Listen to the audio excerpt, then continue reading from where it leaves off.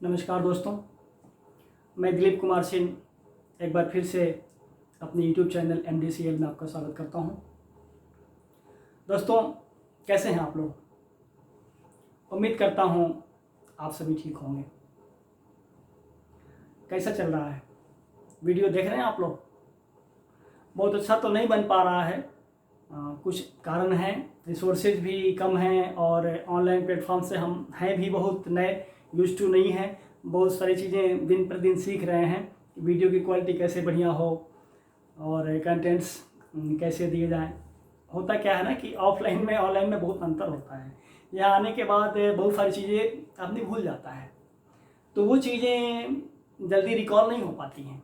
खैर, जो भी है, मैथ्स और इंग्लिश दोनों का वीडियो आप लोग देख रहे हैं। अभी तो बेसिक चीज़ें चल रही हैं।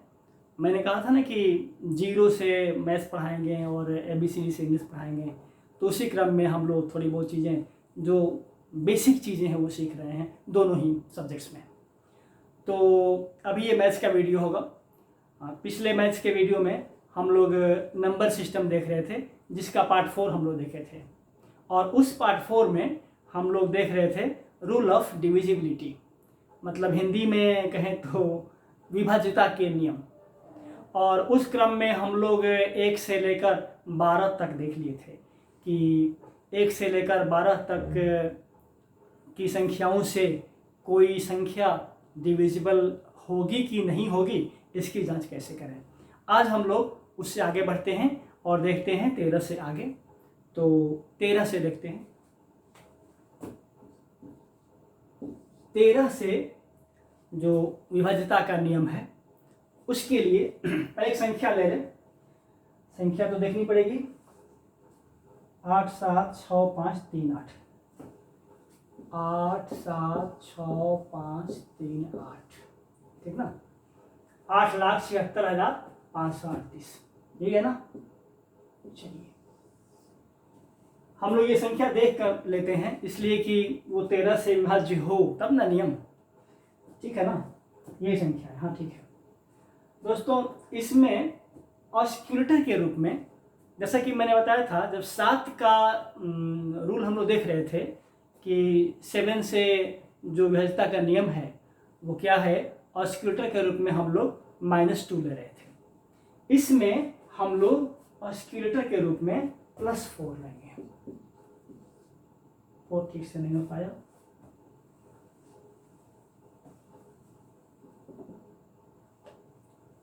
+4 लेंगे। और कैसे करते हैं ध्यान दीजिएगा, इसका इकाई अंक लेते हैं 8 गुना ये जो ऑस्क्यूलेटर है उसको गुना कर देते हैं, और इसमें जोड़ देते हैं इसका दहाई अंक। तो कितना होता है, 8 गुना 4 32, 32 + 3 35। अब यही काम फिर इसका इकाई अंक, रिजल्ट आता है उसका, यहां से नहीं, अब यहां से इकाई अंक लेते हैं 5, गुना करते हैं इसके ऑस्क्यूलेटर से 4, प्लस यहां जो अंक बचता है वो ले लेते हैं, अब प्लस यहां से एक और अंक ले लेते हैं। क्या ये तो ले लिए थे, अब 5 लेंगे। कितना हो गया, 5 गुना 4 20, + 3 23, + 5 28। फिर वही काम, यहां से 8 लेंगे और इसके ऑस्क्यूलेटर से गुना कर देंगे 4, और इसमें जोड़ देंगे क्या, इसका जो अंक बच रहा है वो, अब प्लस इसमें से एक 5 तक ले लिए थे, अब ये 6 ले लेंगे। कितना हो जाएगा, 8 गुना 4 32, 32 + 2 34, + 6 40। फिर वही काम, यहाँ से 0 ले लेंगे और यहाँ से ऑस्क्यूलेटर के रूप में 4 है, ये ले लेंगे, प्लस यहाँ जो बचा 4 ये ले लेंगे, प्लस यहाँ से एक और 6 तक ले लिए थे, अभी 7 ले लेंगे। कितना हो गया, ये तो 0 4 7 11। फिर वही काम, यहाँ से 1 ले लेंगे, गुना कर लेंगे इसके ऑस्क्यूलेटर 4 से, और इसमें हम जोड़ देंगे ये जो बच रहा है 1, यहाँ जो बच रहा है 7 तक ले लिए थे, 8 बच रहा है, 8 ले लिए। कितना होगा, 1 गुना 4 4, 4 1 5, 5 + 8 13, लास्ट में 13 बचा। 13 से पूर्णतः विभाज्य है ना, इसलिए ये संख्या 8,76,538 भी 13 से पूर्णतः विभाज्य होगी। आप समझे?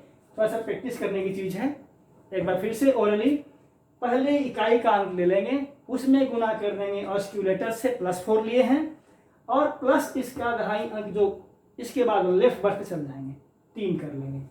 फिर ये प्रोसेस करने के बाद जो रिजल्ट आएगा उसका इकाई अंक लेंगे, गुना करेंगे इससे, अब प्लस इसका जो बच रहा है वो, और फिर यहाँ से एक और लेफ्ट बढ़ते चल जाएंगे और लास्ट तक आएंगे। लास्ट तक आने पर आपको देख रहे हैं ना 13 मिल रहा है, और 13 से पूर्णतः विभाज्य है, इसलिए ये 8,76,538 भी 13 से पूर्णतः विभाज्य होगी, है ना। इंग्लिश मीडियम वालों के लिए this number will be absolutely completely divisible by 13। चलते हैं आगे। 13 के बाद हम लोग 14 की विभाज्यता की जांच करते हैं।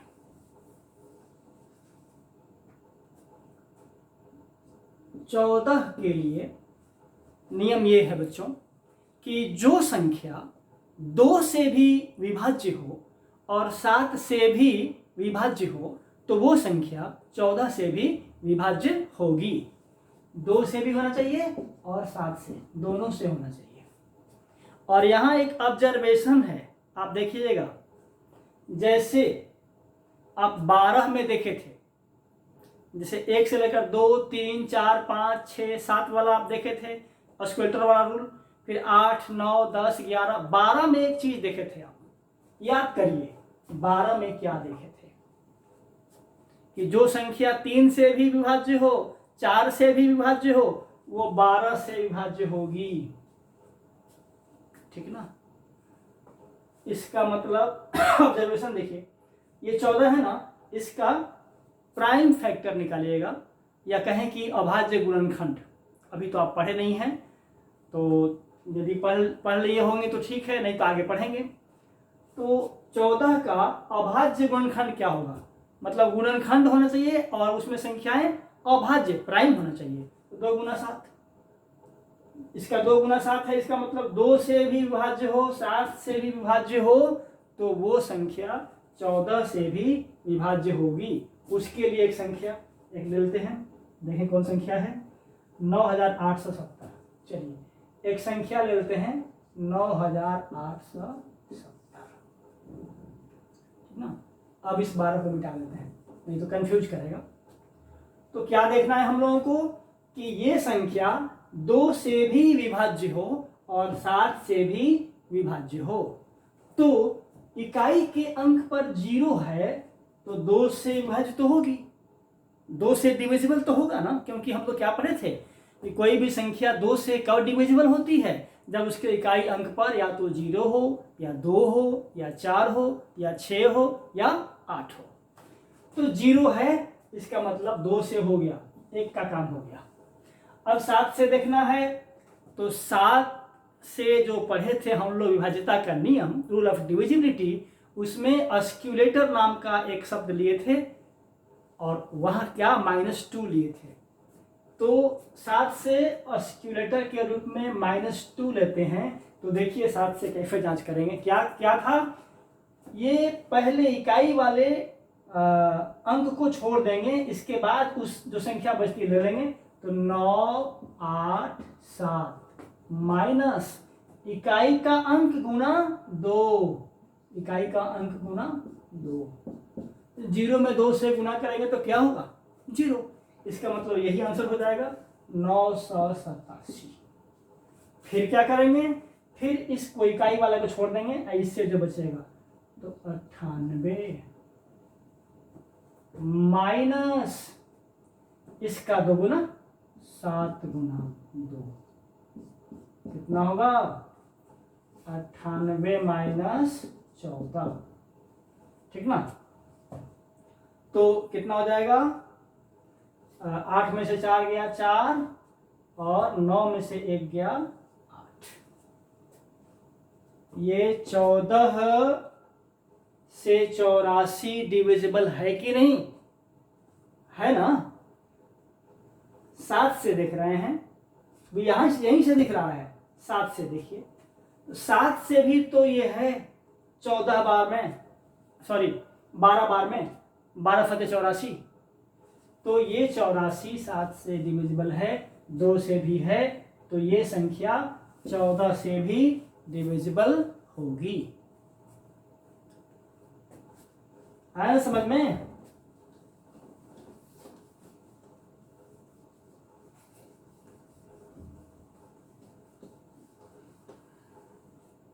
अब 15 का देख लेते हैं।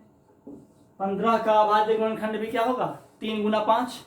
इसका मतलब जो संख्या 3 से भी विभाज्य हो और 5 से भी विभाज्य हो, तो वो संख्या 15 से भी, इसका जो गुना होगा उससे भी विभाज्य होगी।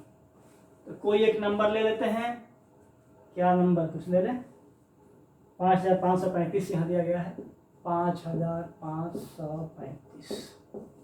मान लीजिए इस नंबर को हमें चेक करना है, तो देखिए 3 से चेक करिए। 3 से विभाज्यता का नियम क्या है कि उस संख्या के सभी अंकों का योग 3 से विभाज्य होना चाहिए। तो जोड़िए, 5 + 5 10, 10 + 3 13, 13 + 5 18। इसका मतलब 3 से डिविजिबल है। 5 से विभाज्यता का नियम क्या है? इकाई के स्थान पर या तो 0 हो या 5 हो, या तो 0 हो या 5 हो। तो इकाई के स्थान पर 5 है, इसका मतलब ये 5 से विभाज्य है। इसका मतलब ये संख्या 15 से भी विभाज्य होगी। अब आइए 16 पर।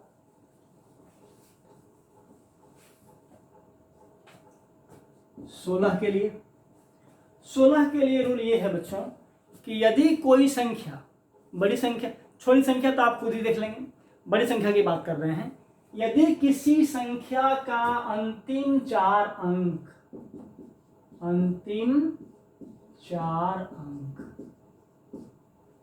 क्या हो? या तो 0 हो, 0 0 0, मतलब ये संख्या कोई भी हो, कितनी भी बड़ी हो, अंतिम 4 अंक, या तो ये 1 2 3 ये 4, तो अंतिम 4 अंक क्या हो? या तो चारों 0 हो, या 0 नहीं हो तो इन 4 अंकों से जो संख्या बनती हो वह 16 से विभाज्य हो। तो ये पूरी संख्या जितनी भी लंबी होगी यह 16 से विभाज्य होगी। तो देखिए एक ले लेते हैं उदाहरण के रूप में। क्या है? एक नंबर है 45 64 864, 45 64 864, ये ना? हाँ, चलिए ये एक नंबर ले लेते हैं। अब हमें जांच करना है कि यह 16 से विभाज्य है कि नहीं है। तो क्या नियम है? हमें अंतिम 4 अंक देखना है। क्या देखना है? अंतिम 4 अंक। अंतिम 4 अंक क्या होना चाहिए? या तो चारों का चारों अंक 0 हो, 0 हो, या वो 4 अंक से जो संख्या बने वह 16 से विभाज्य हो। तो 4 ये अंतिम अंक है, 4 8 6 4, 4 8 6 4, मतलब 4864। अब ये 16 से विभाज्य होना चाहिए। तो देखिए 16 से ज्यादा दिख रहा है, 16 से ये 3 बार में कट जाएगा 48। अब ये कट गया तो एक बार 2 अंक उतरेगा तो बीच में 0 आ जाएगा, फिर 16 से 4 बार में, मतलब ये कट गया 3 से 4 बार में, ये संख्या ये कट गया। इसका मतलब ये संख्या 16 से विभाज्य होगी। आ जाइए अब 17 से।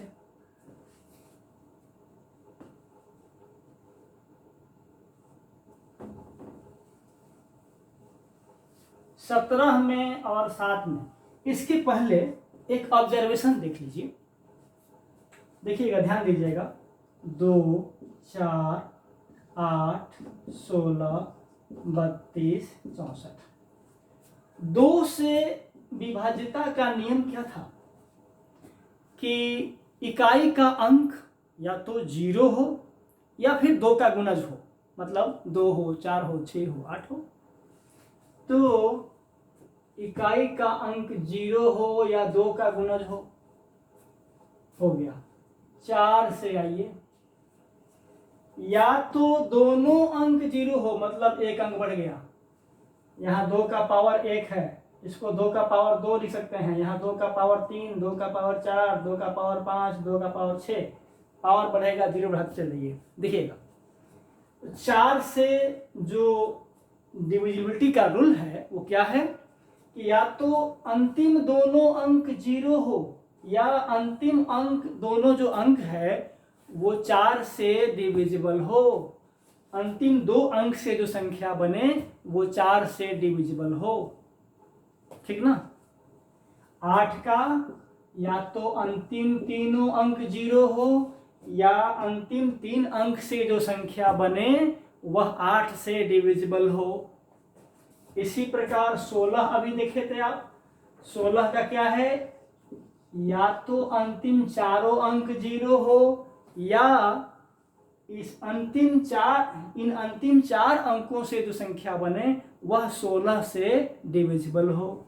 32 का क्या होगा, या तो अंतिम 5 अंक 0 हो या इन 5 अंकों से जो संख्या बने वह 32 से डिविजिबल हो, तो वह पूरी संख्या 32 से डिविजिबल या हिंदी में कहें तो विभाज्य होगी। 64 का इसी तरीके से, यहाँ 5 अंक है, यहाँ 6 अंक होगा, 1 2 3 4 5 6, अंतिम 6 अंक 0 0 0 0 हो, केवल 0, या अंतिम 6 अंकों से जो संख्या बने वह 64 से डिविजिबल हो, तो कितनी भी बड़ी संख्या होगी वह 64 से डिविजिबल होगी। ये ऑब्जर्वेशन, मैथ्स में ऑब्जर्वेशन है और कुछ भी नहीं है, यही लॉजिक देखना है, दिमाग लगाना है कि क्या हो रहा है। चलिए, तो और सब तो आसान है, लेकिन 7 में आपने 13 में देखा, अभी 17 की बारी आ गई, तो 7 और 17 में एक समानता है, एक इक्वलिटी है। 7 में ऑस्क्यूलेटर के रूप में हम -2 ले रहे थे, यहाँ ऑस्क्यूलेटर के रूप में हम -5 लेते हैं। एक संख्या लेते हैं, क्या है संख्या, 294 678, 294 678, ये एक संख्या लेते हैं, 2,94,678। चलिए, 7 में और 17 में मात्र फर्क है कि वहां ऑस्क्यूलेटर के रूप में -2 लेते थे, यहाँ ऑस्क्यूलेटर के रूप में -5 लेंगे, मतलब इकाई अंक छोड़ देंगे, तो छोड़ दीजिए, बाकी क्या बचेगा, 294 और 67। देखिए 294 और 67, इसमें से घटाना है क्या, 7 में क्या करते थे, इसका 2 गुना करते थे, इसमें इसका 5 गुना कर देंगे, 5 से गुना कर देंगे, तो 8 गुना 5 कितना हो जाएगा, यह तो 294 होगा ही, और 67 में से घट गया 40, तो कितना हो जाएगा, 27। फिर क्या करेंगे, इसको छोड़ देंगे, क्या बचा, 29 42 ले लेंगे, 29 42 घटाएंगे, ये 7 को 5 से गुना करेंगे, 35 घटा देंगे, क्या बचेगा, ये 2900 है ना, 7 बचेगा, ठीक ना।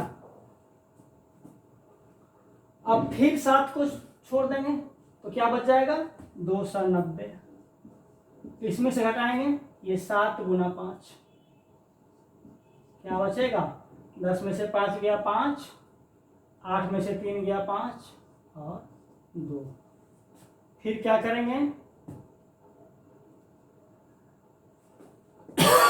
इस 5 को छोड़ देंगे, तो बचेगा 25, माइनस, फिर इस 5 को 5 से गुना करेंगे, 25 बचा 0, 0 हो गया, इसका मतलब यह 17 से पूर्णतः विभाज्य होगी संख्या। अब तो कुछ बचा ही नहीं, लास्ट में 0। तो या तो 0 हो या 17 का मल्टीपल बचे, तभी बात बनेगी। 0 आ गया, इसका मतलब 2,94,678 17 से पूर्णतः विभाज्य होगा। इसके बाद क्या है, 18 है।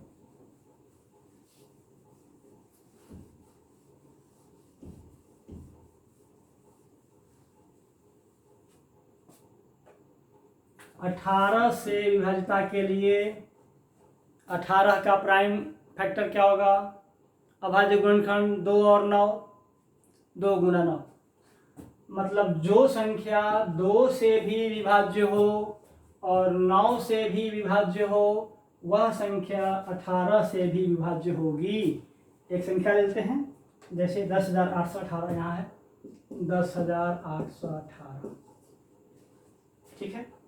चेक करिए पहले 2 से क्या रूल है डिविजिबिलिटी का, 2 से डिविजिबिलिटी का रूल है कि इकाई अंक पर या तो 0 हो या 2 का मल्टीपल हो। 2 4 6 8, 8 है, इसका मतलब 2 से होगा। अब 9 से चेक करिए, 9 से विभाज्यता का नियम क्या है कि इस संख्या के अंकों को जोड़ने पर जो योगफल आए वह 9 से पूर्णतः विभाज्य हो। तो जोड़िए, 1 0 1 होगा, 8 9 1 10 8 18, जोड़ने पर 18 आ रहा है। 18 9 से डिविजिबल है ना, इसका मतलब 10,818 18 से भी डिविजिबल होगा।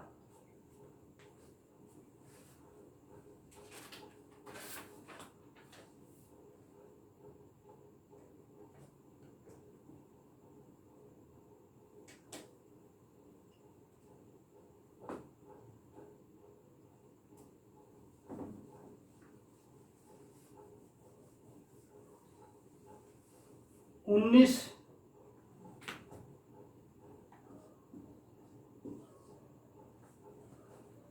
जैसे 7 और 17 का मैचिंग था, उस तरह से 13 और 19 का होगा। 19 में भी एक संख्या ले लेते हैं, जैसे 14 92 64, 14 92 64, और इसमें अस्क्यूलेटर के रूप में +2 लेंगे, ठीक है। चलिए, इकाई अंक 4 गुना अस्क्यूलेटर 2 प्लस जो बच रहा है 6, कितना होगा, 4 दूना 8 6 14। फिर इसका इकाई अंक 4 गुना अस्क्यूलेटर 2 प्लस इसका जो बचा अंक है प्लस यहाँ से एक और 2, कितना होगा, 4 दूना 8 8 1 9 9 2 11। फिर ये इसका इकाई अंक 1 गुना अस्क्यूलेटर, फिर जो बचा 1 प्लस यहाँ से एक और 9, क्या हुआ, 1 गुना 2 2 2 1 3 3 9 12। फिर यहाँ से इकाई अंक 2 गुना अस्क्यूलेटर 2 प्लस ये बचा 1 प्लस यहाँ से 4 ले लेंगे, क्या हुआ, 2 दूना 4 4 1 5 4 9। अब 9 में क्या है, यहाँ कुछ नहीं है, 0 मान लीजिए ना, कोई फर्क नहीं पड़ता है। फिर क्या ले लेंगे, 9 गुना अस्क्यूलेटर प्लस यहाँ कुछ नहीं है, 0 है, प्लस क्या बचा यहाँ 1, 9 गुना 2 18, 18 और 1 19, 19 19 से पूर्णतः विभाज्य है ना। इसका मतलब ये संख्या जो है कितना है, 1,49,264 भी 19 से पूर्णतः विभाज्य होगी। Is that clear?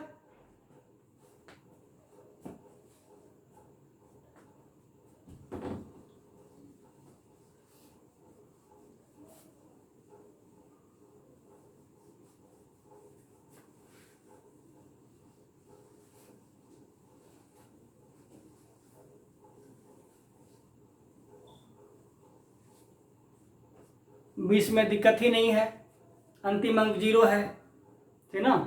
तो जो भी संख्या होगी उसके अंतिम अंक में 0 होना चाहिए, और बाकी 2 बच रहा है, 2 से डिविजिबल है तो हो जाएगा, तो 20 में कोई दिक्कत नहीं है। 21 का क्या है कि जो संख्या 3 से भी विभाज्य हो और 7 से भी हो वह 21 से भी विभाज्य होगी। जो संख्या 3 से भी विभाज्य हो, 7 से भी हो, वो प्राइम फैक्टर वाला, वो क्या बोलते हैं, अभाज्य गुणनखंड जो है, उनसे यदि हो रहा है तो इनके गुणन प्रोडक्ट से भी, गुणनफल से भी वो संख्या विभाज्य होगी। अब 21 के बाद 22 में क्या है कि जो संख्या 2 और 11 दोनों से होगी वो 22 से होगी, ठीक ना। 23 का कोई वैसा रूल अभी तक मिला नहीं है। 24 का बता रहे हैं। देखिए 24 में ये है, 24 का रूल कि n कोई संख्या विषम हो, मान लीजिए ABCD कुछ भी, n कोई संख्या विषम हो और वह 1 से बड़ी हो, मतलब n जो है ये ग्रेटर देन 1 होना चाहिए, ध्यान दीजिए, और n क्या हो, विषम संख्या हो, मतलब ऑड नंबर हो, ऑड हो, ठीक ना। तो n into n square minus 1 यह 24 से विभाज्य होगा। अभी आपको बताना तो नहीं चाहिए, अभी प्राइमरी स्टेज में चल रहा है, लेकिन बता दे रहे हैं। तो देख लीजिए, विषम संख्या होना चाहिए n, n कोई भी हो, ABCD कुछ भी ले सकते हैं, तो n विषम संख्या होना चाहिए, और कितना, 1 से बड़ा, 1 से बड़ी। तो 1 के बाद क्या थे, 3, 5, 7। तो देखिए उदाहरण लीजिए, एग्जाम्पल, मान लीजिए हम 3 लेते हैं n के बदले में, हम ले लिए n इक्वल टू 3।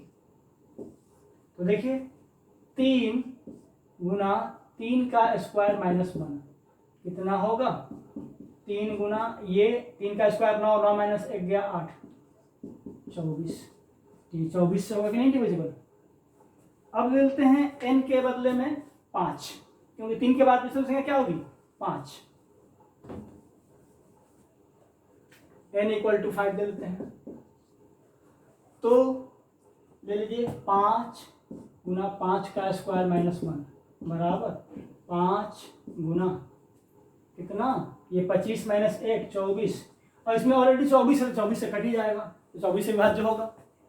इस प्रकार आप याद रखिए, 24 से विभाज्यता का नियम ये है कि यदि कोई संख्या हम n ले लें और वो विषम संख्या हो और 1 से बड़ी हो, तो n into n square minus 1 जो होगा वह 24 से पूर्णतः विभाज्य होगा। क्लियर।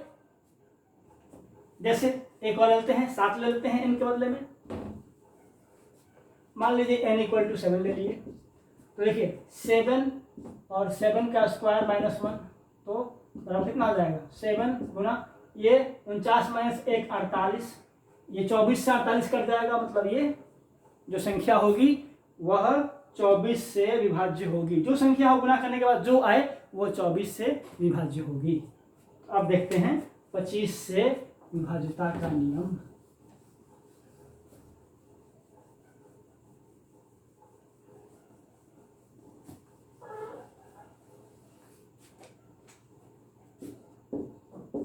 पच्चीस से विभाज्यता का नियम ये है कि उसका अंतिम अंक, उस संख्या का अंतिम अंक या तो 00 हो, या 25 हो, या 50 हो, या 75 हो। ऐसी कोई भी संख्या जिसका अंतिम 2 अंक, यहां कुछ भी हो कोई फर्क नहीं पड़ता है, कोई फर्क नहीं पड़ता है, कोई भी संख्या हो, अंतिम 2 अंक ये या तो दोनों 0 हो, या अंतिम अंक से 25 हो, या अंतिम 2 अंक 50 हो या 75 हो, तो वह संख्या 25 से पूर्णतः विभाज्य होगी। अब इसके आगे तो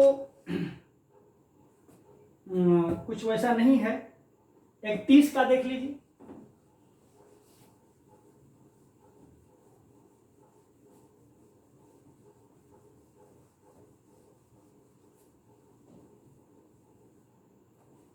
n कोई संख्या ले लीजिए, 30 का n कोई संख्या ले लीजिए और वह 1 से बड़ा होना चाहिए। n is greater than 1, n क्या हो 1 से बड़ा हो। तो n into n to the power 4 minus 1 यह 30 से पूर्णतः विभाजित होगा, 1 से बड़ा कुछ भी।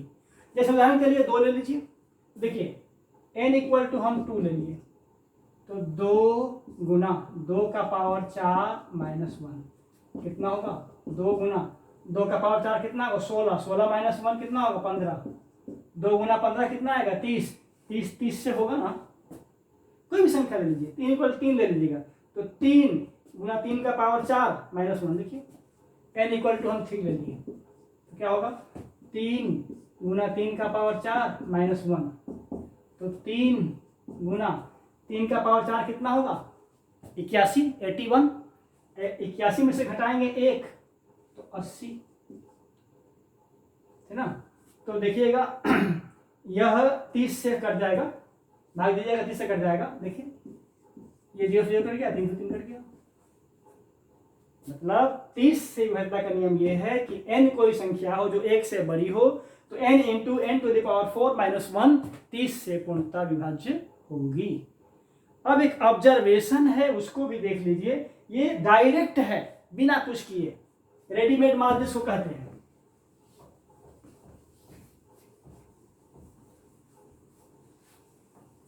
और ये कहां कहां लागू होगा, जैसे 3 और 37 ये दोनों संख्याओं पर लागू होगा, 3 से भी विभाज्य होगा और 37 से भी विभाज्य होगा।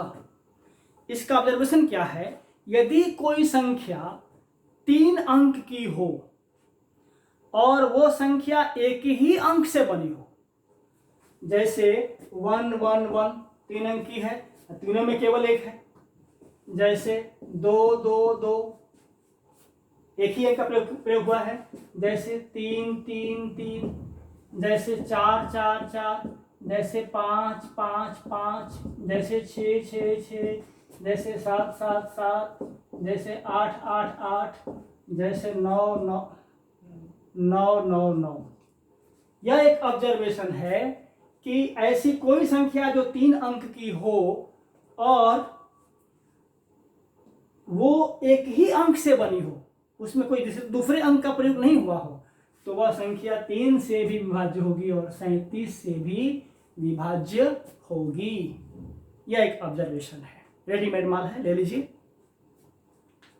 आगे एक और ऑब्जर्वेशन है,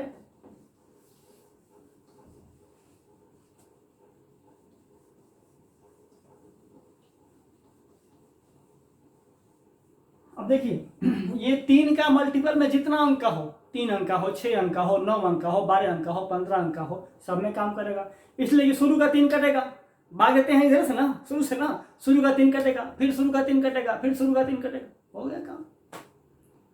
तो चलिए अब ऑब्जर्वेशन है किसके लिए, 3 7 11 13 37, 3 7 11 13 37 इतने संख्याओं के लिए ऑब्जर्वेशन है, 3 7 11 13 37।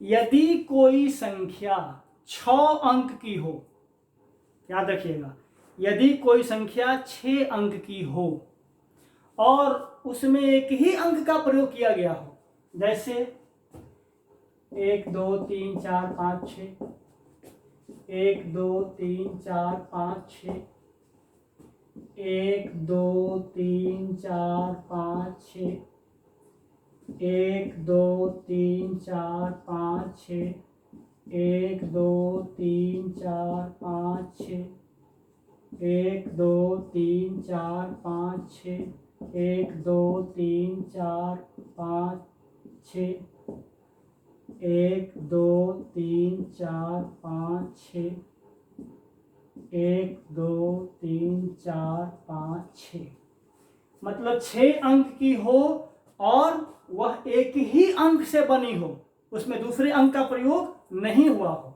तो वह संख्या 3 से भी विभाज्य होगी, 7 से भी विभाज्य होगी, 11 से भी विभाज्य होगी, 13 से भी विभाज्य होगी और 37 से भी विभाज्य होगी। और अब 6 के मल्टीपल में जितने अंक का हो, मतलब 12 अंक का हो तब भी होगा, 18 अंक का हो तब भी होगा, 24 अंक का हो तब भी होगा, लेकिन एक ही अंक होना चाहिए संख्या में, दूसरा अंक नहीं होना चाहिए, ध्यान रखिएगा, ठीक ना। तो ये चलेगा, 3 से भी विभाज्य होगा, 7 से भी होगा, 11 से भी होगा, 13 से भी होगा और 37 से भी होगा। तो बच्चों वीडियो लंबा ना हो, आज के वीडियो में इतना ही। विभाज्यता से संबंधित मैं समझता हूँ कि इतना से आपका काम चल जाएगा, और कुछ रूल बता देंगे जो जोड़ घटाव में काम आता है, पावर के अनुसार एक्सपोनेंट जब पढ़ाएंगे तो बता देंगे। और अगले वीडियो में हम लोग कुछ जोड़ घटाव गुना भाग का नियम देखेंगे, थोड़ा बहुत जोड़ घटाव के बारे में बता देंगे। और जब मान लीजिए हम दशमलव में आएंगे, भिन्न में आएंगे, तो बताएंगे ही जोड़ घटाव गुना भाग। नॉर्मली जो संख्याएं हैं उसमें जो जोड़ घटाव गुना भाग जोड़ घटाव बता देंगे। गुना का कल कुछ नियम बताएंगे, कुछ ट्रिक बताएंगे, कल का क्लास ऐसे ही मिस नहीं करेंगे, वीडियो रिकॉर्डेड होगा, आपके पास पहुंचेगा ही पहुंचेगा, ठीक ना। तो दोस्तों यदि वीडियो पसंद आ रहा हो तो लाइक भी करिए, सब्सक्राइब भी करिए, शेयर भी करिए, ठीक ना। करना नहीं पड़ना चाहिए, आपको कुछ चीज़ देने के प्रयास कर रहे हैं, तो अच्छा लगे तो ये काम जरूर करिएगा। आज के लिए इतना ही, जय हिंद।